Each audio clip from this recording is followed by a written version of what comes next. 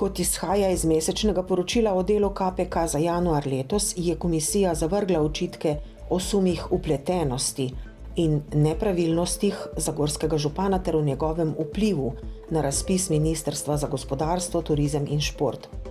Prijavo je komisija dobila avgusta lani, nanašala pa se je na javni razpis za spodbujanje naložb v premogovnih regijah, ki ga je, kot vemo, minister za gospodarstvo zdaj razveljavil.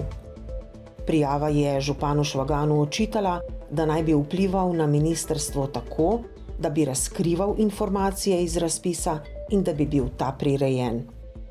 Komisija je v postopku pridobila pojasnila tako ministrstva in tudi zagorskega župana. Na podlagi pridobljenih informacij očitkov iz prijave ni mogla potrditi, zato je postopek zaključila, razlaga poročilo KPK.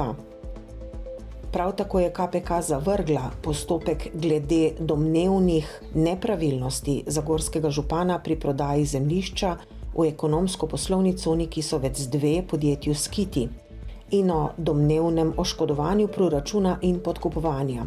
Kot je poročal portal Finance, je komisija potem, ko je dobila prijavo v letu 2023, opravila nadzor nad premoženjskim stanjem zagorskega župana, v katerem ni potrdila kršitev zakona o integriteti in preprečevanju korupcije, zato je KPK postopek zaključila.